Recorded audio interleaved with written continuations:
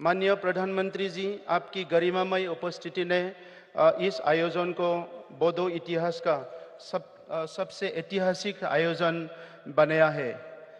मैं अपना भाषण शुरू करने से पहले गुरुदेव कालीशरण ब्रह्म जी को नमन करता हूँ। मैं बोधोफा उपेंद्रनाथ ब्रह्म जी को भी अपना सम्मान अर्पित करता हूँ। पहला बोडोलैंड महोत्सव 2026 बोडोलैंड, असम और पूर्वोत्तर भारत में शांति, स्थिरता और समृद्धि और अखंडता का प्रतीक है। बोडो समुदाय भारत की सबसे प्राचीन समुदायों में से एक है। इनकी भाषा, परंपराएं, संस्कृति, रीति रिवाज आज भी जीवित है।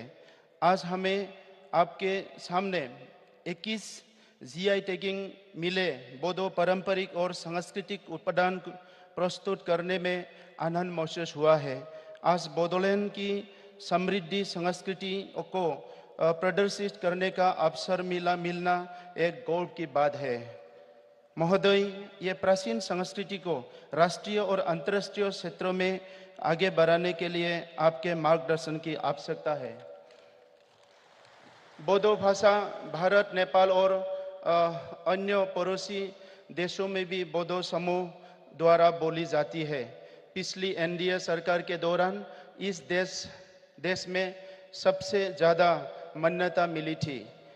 महोदय, आपने बोडो और सभी जनजातीय लोगों का न केवल राजनीति से बल्कि सांस्कृतिक, शैक्षिक और आर्थिक रूप से भी विशेष मान्यता दिया है।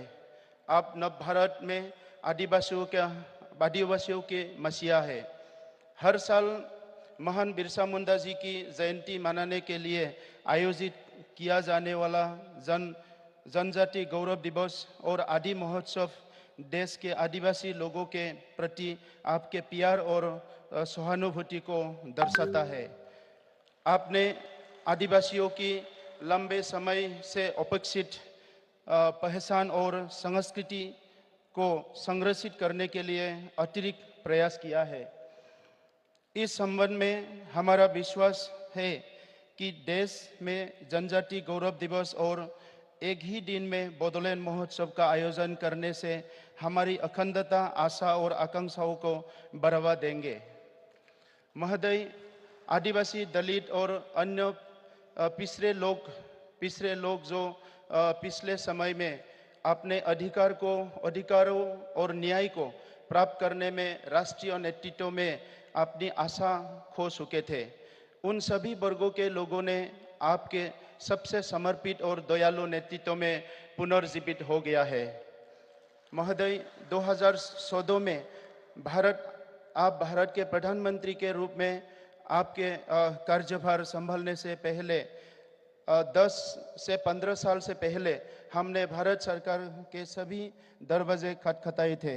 अपनी बात सुनाने के लिए दर गुहार लगाई, लेकिन कहीं नहीं कोई प्रतिक्रिया नहीं मिले थे। इस आवाज़ को सहानुभूति से सुनने का, हमारा समस्याओं को हल करने का मानसिकता और सद्भावना हमें केवल और केवल बहुत साल के बाद माननीय प्रधानमंत्री जी आपके नेतृत्व एनडीए सरकार से ही मिला। सभी बोडो आंदोलनकारी समूह के साथ नई दिल्ली में सन 2020 के समझौते और 7 फरवरी 2020 को कोकराझार में आपकी उपस्थिति ने न केवल आधी सीढ़ी से लंबी संघर्ष, रक्तपात और अशांति का समाधान किया, बल्कि बोडोलैंड और पूर्वोत्तर क्षेत्रों में स्थायी शांति की एक नई शुरुआत की। लगभग 9 लाख लोगों की उपस्थिति में स्थायी शांति की आपकी अपील ने सब कुछ हमेशा के लिए बदल दिया। अब महिलाएं, बच्चे और हर आम आदमी बोडो या गैर बोडो दिन रात सुरक्षित महसूस करते हैं। सामाजिक कार्यों, सांस्कृतिक, खेल, शिक्षा, अर्थव्यवस्था और हर घर के कार्य और आय दोनों को फिर से नया रूप दिया गया है। इस मानवीय कार्य के लिए मैं आपको हमारे माननीय गृह मंत्री श्री अमित शाह जी और असम के सबसे मेहनती और लोकप्रिय मुख्यमंत्री डॉक्टर हिमंत बिश्व शर्मा जी को भी धन्यवाद देना चाहता हूँ। महोदय, उत्तर पूर्वी क्षेत्रों में आपकी लगातार यात्राओं ने न केवल लोगों का दिल जीता, बल्कि उन्हें आपकी महान राजनेता कौशल को समझने के भी मदद मिली। हम सभी आपके प्यार और सकारात्मक स्पर्श के ऋणी हैं। महोदय, आप जानते हैं जनजाति के आकांक्षाएं बहुत सीमित है। हम अपनी भूमि की सुरक्षा, शांतिपूर्ण और सुरक्षित जीवन, प्रकृति से निकटता और बिना किसी परेशानी से जीने की आशा रखते हैं। ये बात आप देश में सबसे बेहतर जानते हैं कि आदिवासी लोग आपको न केवल हमारे नेता के रूप में देखते हैं, बल्कि हमारे अभिभावक के रूप में भी मानते हैं। महोदय, आपका विकसित भारत का विचार में आर्थिक विकास, किसानों और उत्पादकों पर विशेष ध्यान देकर भारत को विश्व की तीसरी सबसे बड़ी अर्थव्यवस्था बनाकर विश्व गौरव बनाना आज़ादी के बाद सबसे अभिनव और दूरदर्शी विचार है। इसके लिए आपने सबका साथ, सबका विकास, सबका विश्वास और सबका प्रयास के मंत्र के माध्यम से मूल आधार तैयार कर लिया है। आपने भारत को एक शक्तिशाली राष्ट्र बनाने के योग्य और सशक्त भी बनाया है। महोदय, विश्व समुदाय देश के भीतर और बाहर आपके शांति स्थापना की विचार और आंतरिकता और सम्मान से आज मूल्यांकन किया है। विविध धर्म, संस्कृति और विभिन्न वर्गों के लोगों की सामाजिक आकांक्षाओं को संतुलित करने की आपकी रणनीतियों ने वैश्विक स्तर पर एक बेहतर मॉडल प्रदान किया है। महोदय, भारत के लोग बहुत खुश हैं कि आप एकमात्र नेता है जो अंतिम सबसे गरीब व्यक्ति की सर्वांगीण सुरक्षा और विकास का ध्यान रखते हैं। महोदय, आप एक महान इंसान हैं जो आपके साथ हम सभी लोगों को लोगों को भी हमारी प्यारी माताओं के नाम पर एक पेड़ लगाकर अपनी धरती माता और पर्यावरण को सुनिश्चित करने की मार्गदर्शन किए हैं। आप हमारी धरती माता की शस्य प्रबंध है। आप पानी और परिस्थितिकी को बचाना वर्तमान के साथ भावी पीढ़ियों के जीवन की सुरक्षा के लिए एक महान कदम है। महोदय, अंतिम लेकिन महत्वपूर्ण बात यह है कि बोडो लोग आज और आने वाले दिनों में भी आपके साथ है। हमारी विनम्र अपील है कि बोडो शांति समझौते 2020 को सफलता बनाने के लिए संविधान के अनुच्छेद 125 में संशोधन को संसद में पेश करने के लिए आपके आशीर्वाद और अनुमोदन की आवश्यकता है। इससे न केवल बोडोलैंड बल्कि देश के सभी 10-60 अनुसूचित क्षेत्रों मजबूत होंगे। शांति प्रक्रिया पर हस्ताक्षर करने वाले कुछ हमारे भाइयों अभी भी जेल में हैं। मैं आपसे अनुरोध करता हूं कि उन लोगों को भी देश के सम्मानित कानूनी व्यवस्थाओं के माध्यम से उन्हें खुली हवा में आने की अनुमति दी जाए। मैं एक बार फिर माननीय प्रधानमंत्री जी के प्रति अपना आभार व्यक्त करते हुए उनके अच्छे स्वास्थ्य, खुशी और सफलता की प्रार्थना करता हूँ। उपस्थित सभी महानुभाव और आयोजक मंडल तथा दूर दूर से आए हुए जनता और मीडिया के दोस्तों को धन्यवाद देकर मेरे वाणी को विराम देता हूँ। जय बोरो हरिनी जय, जय बोडोलैंड, भारत माता की जय। धन्यवाद। धन्यवाद महोदय। अब मैं असम के माननीय राज्यपाल श्री लक्ष्मण प्रसाद आचार्य जी से इस भव्य सभा को संबोधित करने के लिए अनुरोध करती हूँ।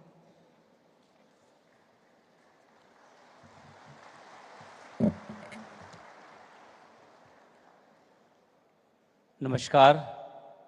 मंच पर विराजमान हमारे परम आदरणीय प्रधानमंत्री आदरणीय श्री नरेंद्र मोदी जी, असम सरकार में हथकरघा व वस्त्र भूमि संरक्षण बोडोलैंड कल्याण विभाग के माननीय मंत्री Shri UG Brahma ji, Bodoland territorial reason के मुख्य कार्यकारी सदस्य श्री प्रमोद बोंडो जी, माननीय लोकसभा सांसद श्री जयंत बसुमतारी जी, माननीय राज्यसभा सांसद श्री आर नारजारी जी, बोडो साहित्य सभा के माननीय अध्यक्ष डॉक्टर सूरत नारजारी जी, महर्षि वाल्मीकि संस्कृत विश्वविद्यालय के माननीय कुलपति प्रोफेसर रमेश भारद्वाज जी, असम बोडो स्टूडेंट यूनियन के अध्यक्ष श्री दुपेन बोडो जी, अन्य गणमान्य अतिथिगण, उपस्थित मेरे प्यारे भाइयों बहनों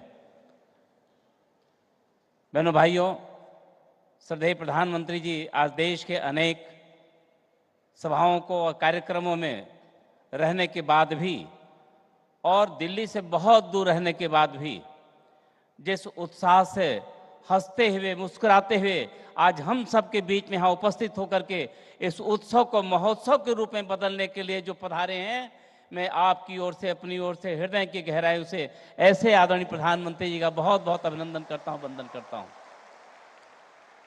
मैं भगवान बिरसा मुंडा के पावन जयंती 150वीं जयंती पर भी सभी को बधाई और जनजाति दिवस को एक गौरव दिवस पे, जनजाति गौरव दिवस के रूप में भी मनाने के लिए श्रद्धेय प्रधानमंत्री जी का बहुत बहुत अभिनंदन करता हूँ। माननीय प्रधानमंत्री जी, पूर्वोत्तर को सूरज की पहली किरण का प्रकाश तो भगवान भास्कर की ओर से मिला, लेकिन विकास की किरण आपके आने के बाद ही पहुंच पाई। आपने पूरे क्षेत्र के कोने कोने को विकास योजनाओं से प्रकाशित करने का जो संकल्प लिया था, जन जन तक पहुंचाया जा रहा है। बुनियादी ढांचे की कनेक्टिविटी पूर्वोत्तर की सबसे बड़ी समस्या थी। अब सड़क, रेल मार्ग, जलमार्ग तथा रेलवे द्वारा हमारे सुदूरतम क्षेत्रों को भी जोड़ा जा रहा है। आज़ादी के 67 सालों बाद मेघालय भारत के रेल नेटवर्क पर आया। नागालैंड को 100 सालों बाद अपना दूसरा रेलवे स्टेशन मिला। पहली मालगाड़ी मणिपुर के रानी गायदिन्नीलू रेलवे स्टेशन पहुंची। संचार नेटवर्क को मजबूत बनाने के लिए सुदूरतम क्षेत्र में 5G नेटवर्क का जाल बिछाया जा रहा है। भारत सरकार ने पिछले 10 वर्षों में एक परित्यक्त क्षेत्र को एक प्रचुर क्षेत्र में बदलने का आपके नेतृत्व में जो काम किया है, इसके लिए एक बार फिर से आपको बहुत बहुत बधाई करता हूं, अभिनंदन करता हूं। माननीय प्रधानमंत्री जी, हम गौरवान्वित हैं कि ऐसे आदरणीय प्रधानमंत्री जी का मार्गदर्शन मिल रहा है जिनके लिए पूर्वोत्तर का विकास उनकी सर्वोच्च प्राथमिकता में से है। अपनी योजनाओं की सफलता सुनिश्चित करने के लिए माननीय प्रधानमंत्री जी ने 10 वर्षों में 70 से अधिक बार की पूर्वोत्तर राज्यों की यात्रा की है और आपके केंद्रीय मंत्रियों ने लगभग 700 बार पूर्वोत्तर के कोने कोने में जाकर विकास के लाभ को समाज अंतिम तक पहुंचाने का काम किया है। यह पूर्वोत्तर के विकास के प्रति आपकी प्रतिबद्धता है। मैं बहुत कुछ नहीं कहना चाहूँगा। आदरणीय प्रधानमंत्री जी कहीं भी जाते हैं, देश के किसी भी सभा में जाते हैं, कई लोगों से मिलते हैं, तो आदरणीय प्रधानमंत्री जी कहते हैं कि यदि आपने हमारे पूर्वोत्तर राज्यों को नहीं देखा तो आपने भारत को नहीं देखा है। यह आदरणीय प्रधानमंत्री जी का पूरे देश के लोगों का आह्वान होता है। हमारे बोडोलैंड के प्रति जो आपका जो स्नेह है, प्यार है, मैं पिछले दिनों कोकराझार में गया था। कोकराझार में लोगों से मिला और वहाँ अंतर्राष्ट्रीय दिवस का पीस डे पर हमें प्रमोद जी ने बुलाया था। मैं कार्यक्रम में पहुँचा, मैं लोगों से मिला। उन्होंने कहा, एक शब्द है सुना है, जो प्रतिपाले वह है नरेशु, जो हमारा पालन करे वो हमारा भगवान है। मैं प्रधानमंत्री जी को इसी श्रद्धा से देखता हूँ। उन्होंने हमारे संस्कृति को बढ़ाया, हमारी भाषा को संरक्षण दिया, हमारे कल्चर को दिया, यानी विकास भी दिया और विरासत भी देने का काम हमारे आदरणीय प्रधानमंत्री जी ने दिया। इस नाते कुछ शब्दों में उनके प्यार के प्रति हम बयान नहीं कर सकते। एक बार फिर से मैं आप आदरणीय प्रधानमंत्री जी को सुने, क्योंकि आप देख सकते हैं उनकी कितनी बड़ी उदारता है। दिन भर की अनेक व्यस्तताओं के बीच भी हम सबके बीच में पधारे हैं। आप उनको सुनना चाहते हैं, उन्हीं को देखना चाहते हैं। मैं एक बार फिर से आदरणीय प्रधानमंत्री जी का अभिनंदन करता हूं और मुझे खुशी है कि हमारे मुख्यमंत्री जी तन से चाहे जितनी दूर हैं, मन से आज भी उस महोत्सव में वो भाग ले रहे हैं। सामने स्क्रीन पर बैठे दिखाई पड़ रहे हैं। वह हम यानी सब लोग मिल करके हम सब उनको बहुत शुभकामना करते हैं। एक बार हृदय गहराइयों से आदरणीय प्रधानमंत्री जी का बार बार वंदन अभिनंदन करते हुए अपनी वाणी को विराम देता हूं। जय भारत, जय हिंद। धन्यवाद महोदय। अब मैं माननीय प्रधानमंत्री श्री नरेंद्र मोदी जी से विनम्र अनुरोध करूंगी कि वे कृपया अपना बहुमूल्य भाषण प्रदान करें एवं इस भव्य बोडो महोत्सव का शुभारंभ घोषित कर हमें कृतार्थ करें।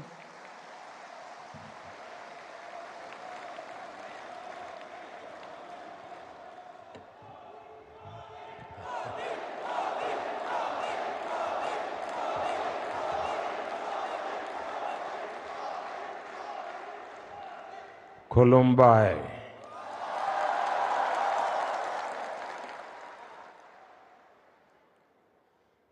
असम के गवर्नर श्रीमान लक्ष्मण प्रसाद आचार्य जी टेक्नोलॉजी के माध्यम से हमारे साथ जुड़े, मुख्यमंत्री हिमंता बिस्वा शर्मा जी, मंच पर उपस्थित अन्य सभी महानुभाव, भाइयों और बहनों, आज कार्तिक पूर्णिमा का पावन अवसर है। आज देव दीपावली मनाई जा रही है। मैं देश भर के लोगों को इस पर्व की शुभकामनाएं देता हूं। आज गुरु नानक देव जी का 555वां प्रकाश पर्व भी है। मैं पूरे देश को, विशेष रूप से विश्व भर में फैले हुए सिख भाई बहनों को इस अवसर पर बधाई देता हूं। आज पूरा देश जनजातीय गौरव दिवस भी मना रहा है। आज ही सुबह में बिहार में जमुई में भगवान बिरसा मुंडा की 150वीं जयंती के कार्यक्रम में शामिल हुआ और अब शाम को यहां पहले बोडो महोत्सव का शुभारंभ हो रहा है। फर्स्ट बोडोलैंड फेस्टिवल में असम समेत देश के अलग अलग राज्यों से बोडो समुदाय के लोग आए हैं।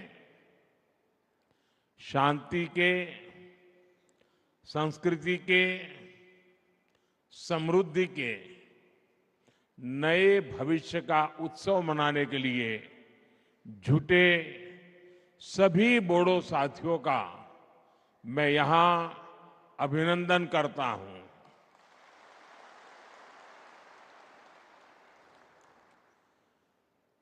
साथियों, आप कल्पना नहीं कर सकते होंगे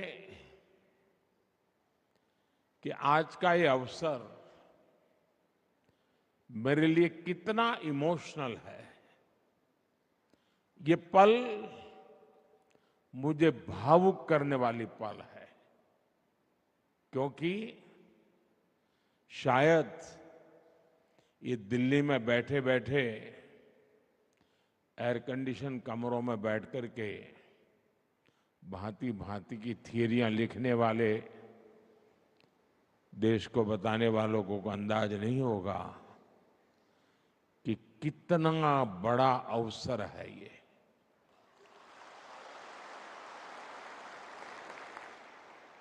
पचास साल का रक्तपात, 50 साल तक हिंसा, 3-4 पीढ़ी के युवा इस हिंसा में खप गए।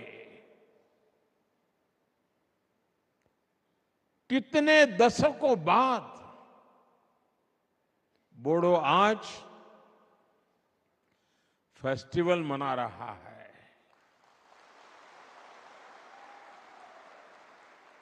और रणचंडी नृत्य ये अपने आप में बोडो के सामर्थ्य को भी परिचित करवाता है।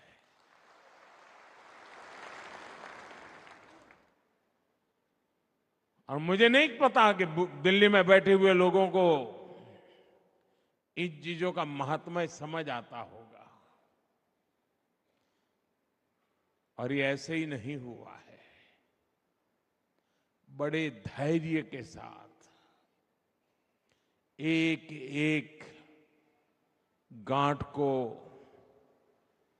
उकेलते उकेलते उसको ठीक करते करते करते आज आप सबने एक नया इतिहास रच दिया है।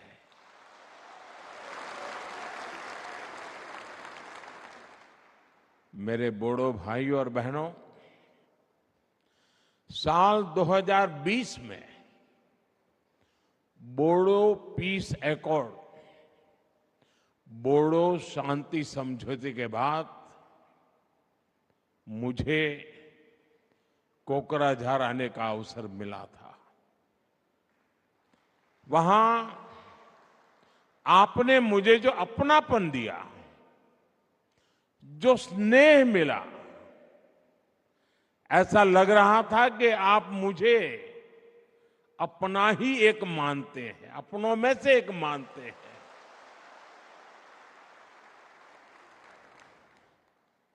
वो पल मुझे हमेशा याद रहेगी। लेकिन उससे ज्यादा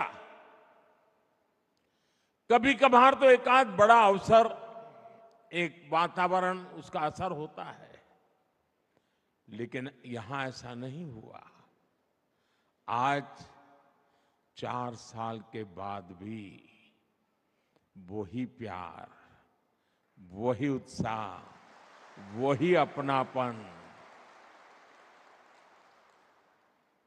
कोई कल्पना नहीं कर सकता साथियों कि मन को कितना भावुक बना देता है। और उस दिन मैंने अपने बोडो भाइयों और बहनों को कहा था कि बोडोलैंड में शांति और समृद्धि की सुबह हो चुकी है।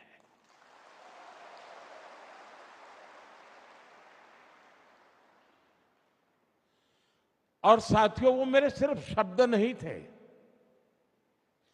उस दिन मैंने जो माहौल देखा था, और शांति के लिए आप हिंसा का राह छोड़ करके निकल चुके थे, शस्त्र दे रहे थे, वो पल बहुत ही भावुक था साथियों। और उसी समय मेरे भीतर एक, मेरे अंदर से आवाज आई थी कि अब मेरे बोडोलैंड में समृद्धि की सुबह हो चुकी है। आज आप सबका उत्साह, आपके चेहरे की खुशी देखकर मैं कह सकता हूं, बोडो लोगों के उज्जवल भविष्य की मजबूत नींव तैयार हो चुकी है।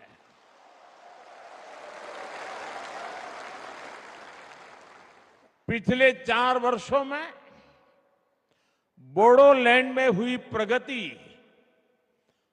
बहुत ही महत्वपूर्ण है। शांति समझौते के बाद बोडोलैंड ने विकास की नई लहर देखी है। आज जब मैं बोडो पीस एकॉर्ड के फायदे देखता हूं, आप लोगों के जीवन पर इसका प्रभाव देखता हूं, तो इतनी मन को तसल्ली मिलती है, इतना मन को खुशी होती है साथियों, आप कल्पना नहीं कर सकते जी। आप पल भर सोचिए, कोई मां उसका इकलौता बेटा, और उस मां ने बहुत लालन पालन से बड़ा किया हो बेटे को, और बेटा अन्य साथियों से मिलकर के, हाथ में हथियार लेकर के, मां को छोड़ करके जंगलों में भटकता हो, उसने जो राह चुनी है, उसको पाने के लिए किसी की भी हत्या करने पर तुला हुआ हो, मां बेबस होकर के निराशा में दिन काट रही हो, और एक दिन पता चले कि मां, तेरा बेटा उन शस्त्रों को छोड़ करके अब तेरे पास वापिस आया है। आप कल्पना कीजिए उस दिन उस मां को कितना आनंद होगा। आज पिछले 4 साल से मैं वही आनंद की अनुभूति करता हूं। मेरे अपने, मेरे नौजवान साथी मेरी प्रार्थना को स्वीकार करके वापस लौट आए और अब हिंदुस्तान का भविष्य बनाने में कंधे से कंधा मिलाकर के मेरे साथ काम कर रहे हैं। ये मेरे जीवन की बहुत बड़ी घटना है साथियों। मेरे मन को बहुत तसल्ली देने वाली घटना है और इसलिए मैं आपका जितना अभिनंदन करूं उतना कम है। और साथियों, बोडो शांति समझौते का लाभ सिर्फ आपको ही हुआ ऐसा नहीं है।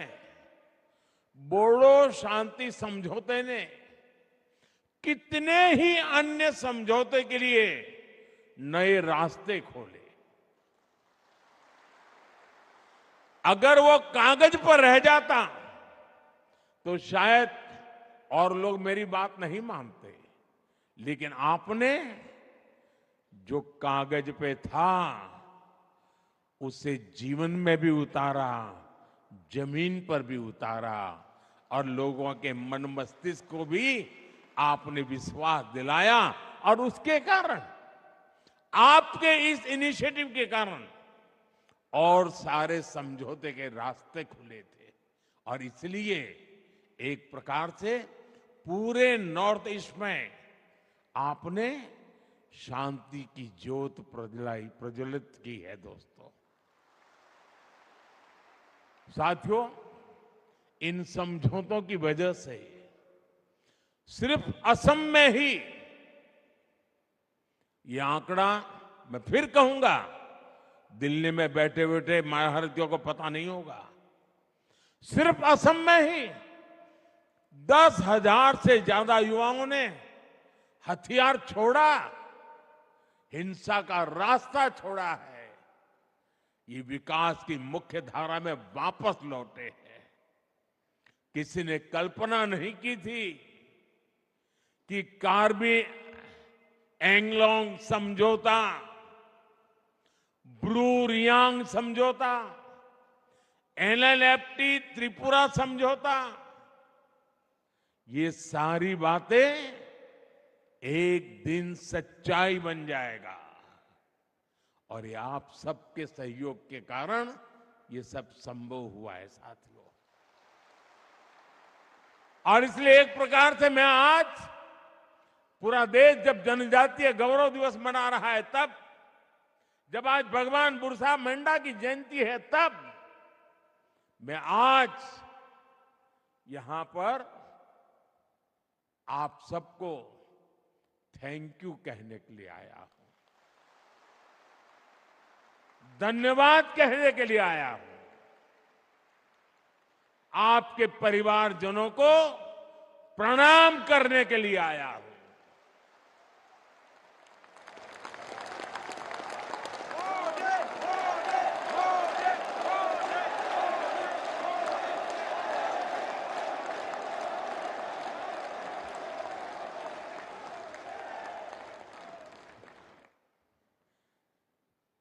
शायद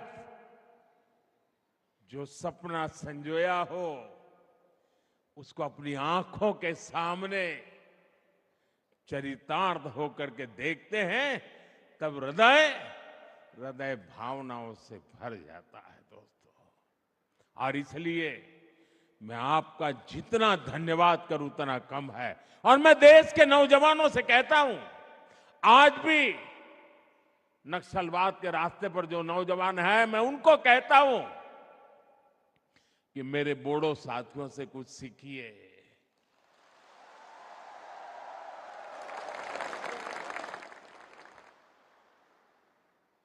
बंदूक को छोड़िए, बम बंदूक पिस्तौल का रास्ता कभी भी परिणाम नहीं लाता है। परिणाम बोर्डों ने जो दिखाया है ना, वो ही रास्ता लाता है। साथियों, विश्वास की जिस पूंजी को लेकर मैं आपके पास आया था, आप सबने मेरे उस विश्वास का मान रखा, मेरे शब्द की इज्जत की, और मेरे शब्द की आपने इतनी ताकत बढ़ा दी है कि वो सदियों तक पत्थर की लकीर बन गया है। दोस्तों, और मैं भी, हमारी सरकार, असम सरकार आपके विकास में कोई कोर कसर बाकी नहीं छोड़ रहे हैं।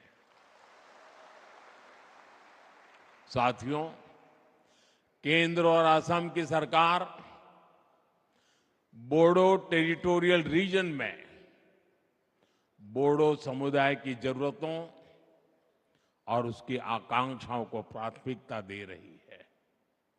बोडोलैंड के विकास के लिए केंद्र सरकार ने 1500 करोड़ रुपए का विशेष पैकेज दिया है। असम सरकार ने भी स्पेशल डेवलपमेंट पैकेज दिया है। बोडोलैंड में शिक्षा, स्वास्थ्य और संस्कृति से जुड़े इंफ्रास्ट्रक्चर को विकसित करने के लिए 700 करोड़ रुपए से ज्यादा खर्च किए गए हैं।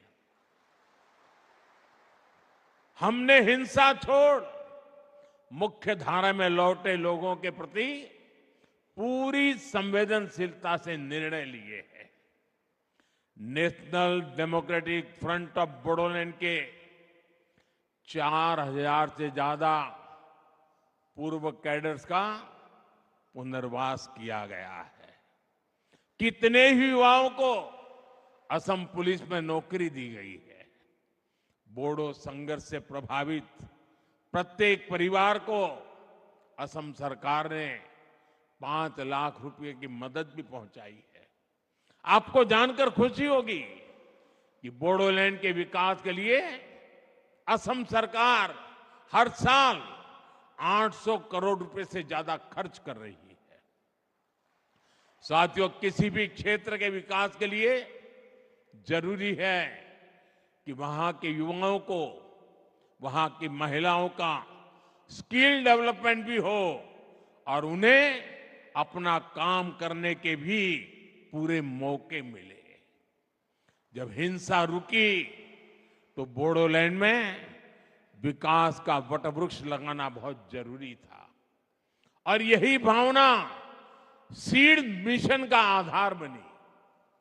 सीड मिशन यानी स्किलिंग, एंटरप्रेन्योरशिप और एम्प्लॉयमेंट डेवलपमेंट के माध्यम से नौजवानों का कल्याण। इसका बहुत बड़ा फायदा बोडो युवाओं को हो रहा है। साथियों, मुझे खुशी है कि कुछ साल पहले जो युवा बंदूक थामे हुए थे, अब वो स्पोर्ट्स के क्षेत्र में आगे बढ़ रहे हैं। कोकराझार में डुरन कप के 2 एडिशन होना, बांग्लादेश, नेपाल और भूटान की टीमों का आना अपने आप में ऐतिहासिक है। इस शांति समझौते के बाद पिछले 3 साल से कोकराझार में लगातार बोडोलैंड लिटरेरी फेस्टिवल भी हो रहा है, और इसलिए मैं साहित्य परिषद का तो विशेष आभारी हूं। ये बोडो साहित्य की बहुत बड़ी सेवा का काम हुआ है। आज ही बोडो साहित्य सभा का तो 73वां स्थापना दिवस भी है। ये बोडो लिटरेचर और बोडो भाषा के उत्सव का दिन भी है। मुझे बताया गया है कल 16 नवंबर को एक कल्चरल रैली भी निकाली जाएगी। इसके लिए भी आपको मेरी बहुत बहुत शुभकामनाएं हैं। और साथियों, जब दिल्ली देखेगा ना ये, तब पूरा देश को देखने का अवसर आएगा। तो अच्छा किया है आपने दिल्ली की छाती पर आकर के शांति के गीत गाने का तय किया है। साथियों, अभी मैं यहां एग्जीबिशन में भी गया था। इस एग्जीबिशन में हमें समृद्ध बोडो आर्ट एवं क्राफ्ट इसके दर्शन होते हैं। यहां आरोनाए, दोखोना, गामसा, करई दाखिनी, थोरखा, जोगिशी, खाम, ऐसी अनेक चीजें वहां उपलब्ध है। और ये ऐसे प्रोडक्ट है जिनको जीआई टैग मिला है। यानी दुनिया में ये प्रोडक्ट कहीं भी जाए, इनकी पहचान बोडोलैंड से, बोडो संस्कृति से ही जुड़ी रहेगी। और सेरीकल्चर तो हमेशा से बोडो संस्कृति का अहम हिस्सा रहा है। इसलिए हमारी सरकार बोडोलैंड सेरीकल्चर मिशन चला रही है। हर बोडो परिवार में बुनाई की भी परंपरा रही है। बोडोलैंड हैंडलूम मिशन के माध्यम से भी बोडो समुदाय की सांस्कृतिक विरासत को बढ़ावा देने का प्रयास किया गया है। साथियों, असम भारत के टूरिज्म सेक्टर की भी बहुत बड़ी ताकत है। और हमारा बोडोलैंड, जैसे असम भारत के टूरिज्म की ताकत है, वैसे असम के टूरिज्म की ताकत कोई है, वो बोडोलैंड है।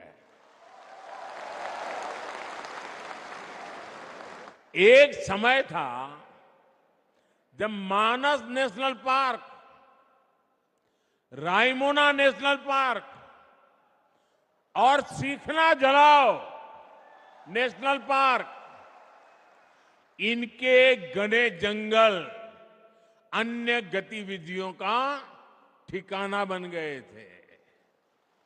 मुझे खुशी है कि जो फॉरेस्ट कभी हाइड आउट हुआ करते थे, वो अब युवाओं की हाई एम्बिशन को पूरा करने का भी माध्यम बन रहे हैं।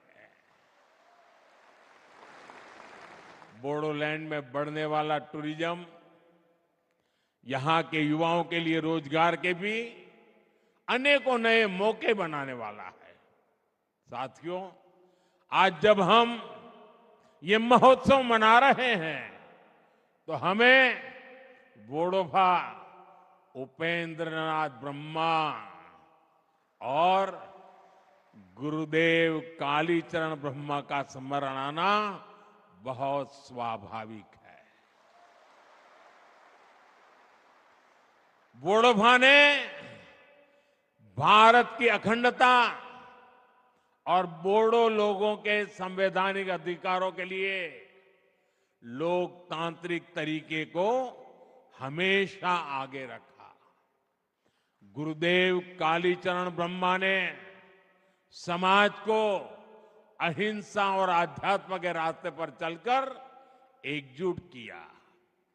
आज मुझे इस बात का संतोष है कि बोडो माताओं बहनों की आंखों में आंसू नहीं, बल्कि उज्जवल भविष्य का सपना है।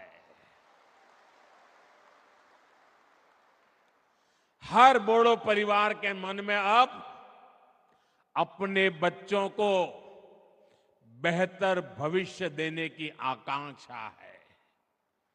उनके सामने सफल बोडो लोगों की प्रेरणा है। बोडो समुदाय के कई लोगों ने विशिष्ट पदों पर रहकर देश की सेवा की है। हमारे देश में मुख्य चुनाव आयुक्त इलेक्शन कमीशन रहे श्री हरिशंकर ब्रह्मा, मेघालय के राज्यपाल रहे रंजीत शेखर मुशाहरी जैसे कई हस्तियों ने बोडो समुदाय का मान बढ़ाया है। मुझे खुशी है कि बोडोलैंड के युवा अच्छा करियर बनाने के सपने देख रहे हैं और इन सब में हमारी सरकार, चाहे वो केंद्र में हो या राज्य में, हर बोडो परिवार की साथी बनकर उनके साथ खड़ी है। साथियों, मेरे लिए असम सहित पूरा नॉर्थ ईस्ट भारत की अष्टलक्ष्मी है। अब विकास का सूरज पूरब से उगेगा, पूर्वी भारत से उगेगा, जो विकसित भारत के संकल्प को नई ऊर्जा देगा। इसलिए हम नॉर्थ ईस्ट में स्थायी शांति के लिए निरंतर प्रयास कर रहे हैं। नॉर्थ ईस्ट के राज्यों के बीच के सीमा विवादों का सौहार्द के साथ समाधान खोज रहे हैं। साथियों, बीते दशक में असम के विकास का, नॉर्थ ईस्ट के विकास का सुनहरा दौर शुरू हुआ है। भाजपा एनडीए सरकार की नीतियों के कारण 10 वर्षों में 25 करोड़ लोग गरीबी से बाहर निकले हैं। इनमें असम के भी लाखों साथियों ने गरीबी को मुक्ति पाने के लिए गरीबी के साथ संघर्ष करते हुए गरीबी को पराजित किया है। भाजपा एनडीए की सरकार के दौरान असम विकास के नए रिकॉर्ड बना रहा है। हमारी सरकार ने हेल्थ इंफ्रास्ट्रक्चर पर विशेष फोकस किया है। बीते 1.5 साल में असम को 4 बड़े अस्पताल की सौगात मिली है। गुवाहाटी एम्स और कोकराझार, नालबारी, नागांव मेडिकल कॉलेज की सुविधा से सबकी मुश्किलें कम हुई हैं। असम में कैंसर अस्पताल खुलने से नॉर्थ ईस्ट के मरीजों को बड़ी राहत मिली है। 2014 से पहले असम में 6 मेडिकल कॉलेज थे, आज इनकी संख्या 12 हो गई है। इसके अलावा 12 और नई मेडिकल कॉलेज खोलने की तैयारी है। असम में बढ़ते ये मेडिकल कॉलेज अब युवाओं के लिए अवसरों के नए द्वार खोल रहे हैं। साथियों, बोडो शांति समझौते ने जो रास्ता दिखाया है वो पूरे नॉर्थ ईस्ट की समृद्धि का रास्ता है। मैं बोडो भूमि को सैकड़ों वर्ष पुरानी संस्कृति का समृद्ध बसेरा मानता हूं। इस संस्कृति को, बोडो संस्कारों को हमें निरंतर सशक्त करना है। और साथियों, एक बार फिर मैं आप सभी को बोडोलैंड फेस्टिवल की अनेक अनेक शुभकामनाएं देते हैं। आप सभी यहां इतनी विशाल संख्या में आए, आप सभी का दिल्ली में मुझे भी स्वागत करने का अवसर मिला। मैं आपका हृदय से स्वागत करता हूं। और साथियों, आप सबने मेरे प्रति जो अपनापन रखा है, जो प्यार दिया है, आपकी आंखों में जो मैं सपने देखता हूं ना, बोडो के मेरे सभी भाई बहन, मुझ पे विश्वास करना, मैं आपकी आशा आकांक्षाओं को उस पे खरा उतरने के लिए मेहनत करने में कोई कमी नहीं रखूंगा।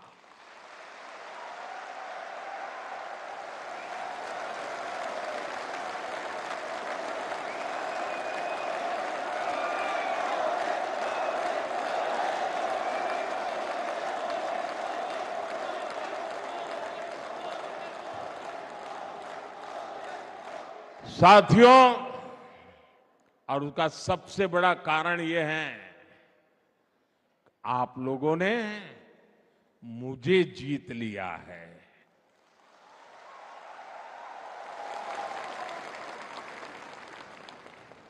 और इसलिए मैं हमेशा हमेशा आपका हूं, आपके लिए हूं और आपके कारण हूं। मेरी बहुत बहुत शुभकामनाएं, बहुत बहुत धन्यवाद। मेरे साथ पूरी ताकत से बोलिए भारत माता की, भारत माता की, भारत माता की। बहुत बहुत धन्यवाद जी।